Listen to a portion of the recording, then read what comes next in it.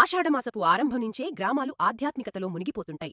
ఆ దేవతామాసంలో భక్తి శ్రద్ధలతో గ్రామదేవతల స్మరణగా ఏలూరుపాడు గ్రామంలో నిర్వహించిన సార సమర్పణ మహోత్సవం ఒక అపూర్వమైన ఆధ్యాత్మిక ఘట్టంగా నిలిచింది. పశ్చిమ గోదావరి జిల్లా ఈ గ్రామంలో జరిగిన ఈ మహోత్సవం గ్రామస్తుల ఐకమత్యానికి, ఆస్తికతకు, సంప్రదాయాలకు గొప్ప ఉదాహరణగా నిలిచింది.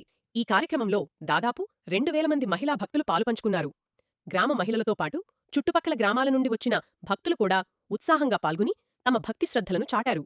మహిళలు సాంప్రదాయ వస్త్రధారణతో ఆకట్టుకున్నారు. శ్రీమాత్రే నమః.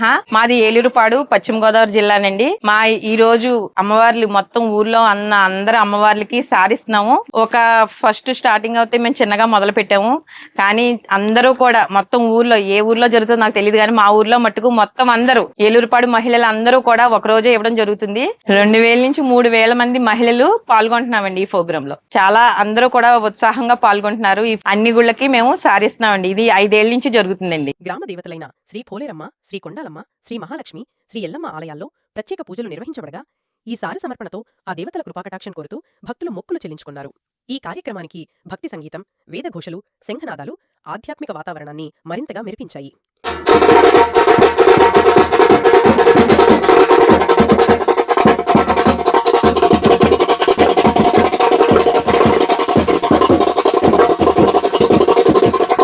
శ్రీమాత్రే నమః.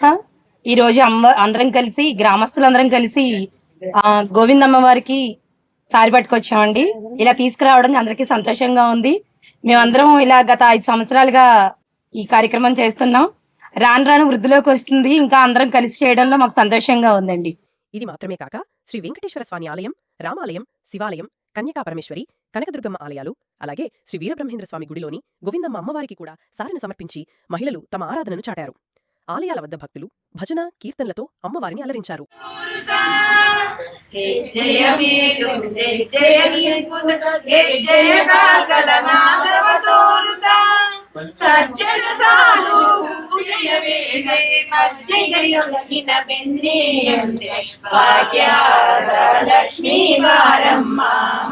నమ్మమ్మ నీ సౌభాగ్యాద లక్ష్మీ పారమ్మ కనక సృష్టియ కరయుధవారే మన కామానియ సిద్ధియ కోరే.